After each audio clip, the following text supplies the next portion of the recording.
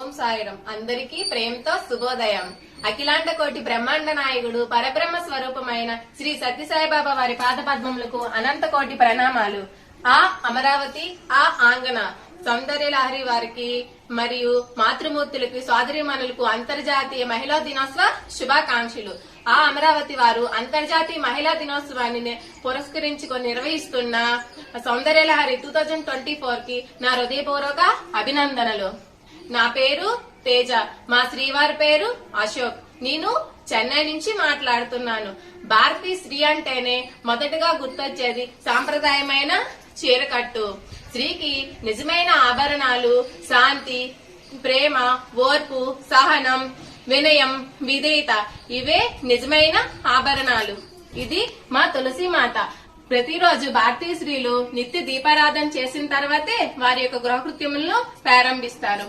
ముగ్గు ఎందుకంటే వేస్తామంటే చీమలకు, కాకులకు ఆహారంగా ఉంటుందని. ఇదే నిజంగా భూతయజ్ఞం.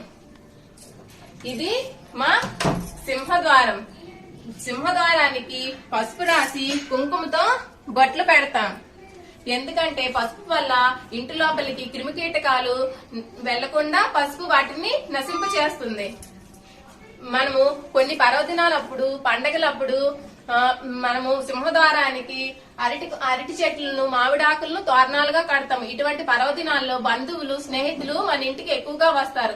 అలాంటప్పుడు కార్బన్ డైఆక్సైడ్ విడుదలవుతుంది. అటువంటి కార్బన్ డైఆక్సైడ్ ని ఈ ఆకులు పీల్చుకొని మనకి ఆక్సిజన్ ని అందిస్తాయి.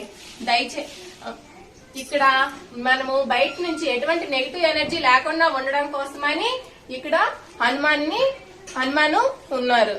దయచేయండి. మనము బయటికి ఏ పని మీదైనా వెళ్లేటప్పుడు ఎటువంటి విఘ్నాలు కలగకుండా ఉండడం కోసమని విఘ్నాలే తొలగించే స్వామి విఘ్నేశ్వరు ఇక్కడ ఉన్నారు సింహద్వారానికి లోపల. మహిళా దినోత్సవం అనేది శ్రామిక దినోత్సవం నుంచి పుట్టింది.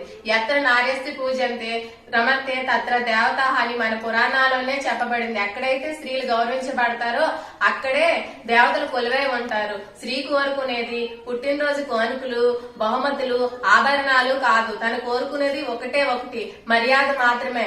అది అందరి ముందు ఏకాంతంలోనే. తనకి కావాల్సింది తనకి మీరు కొంత సమయం కేటాయించడం మాత్రమే.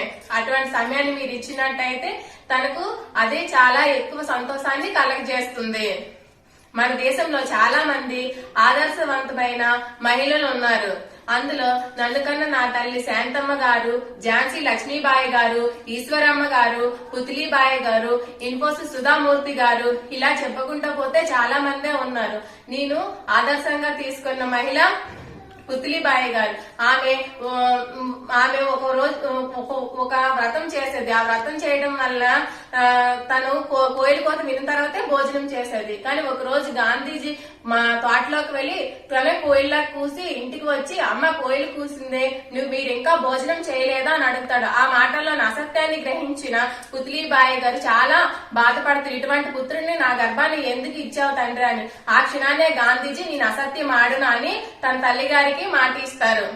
ఇంకా ఇంత పుణ్యభూమిలోని గత జీవుడైన పతిని బతికించుకున్నట్టి సావిత్రి మాత, కులసతిత్వానికై అగ్నిలో దూకిన సీతామాత, ఎంతో మంది పతివ్రతం తల్లిని ఇచ్చిన ఈ భారత భూమిలో మనం మహిళలుగా జన్మించడం చాలా గర్వకారణమైన విషయం.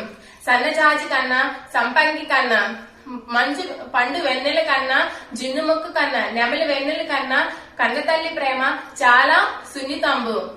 మనము ఒక స్త్రీ అనేది సోదరి గాను, అత్తయ్య గాను, వదిన గాను, అమ్మ గాను, నాన్నమ్మ గాను, అమ్మమ్మ గాను, చెల్లెలు గాను ఎన్నో పాత్రలు పోషిస్తుంది.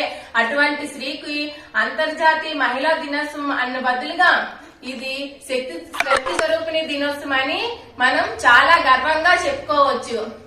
ఇన్ని విషయాలను తెలియజేసిన మా గురువు గారైన విజయలక్ష్మి గారు కూడా ఒక మహిళే.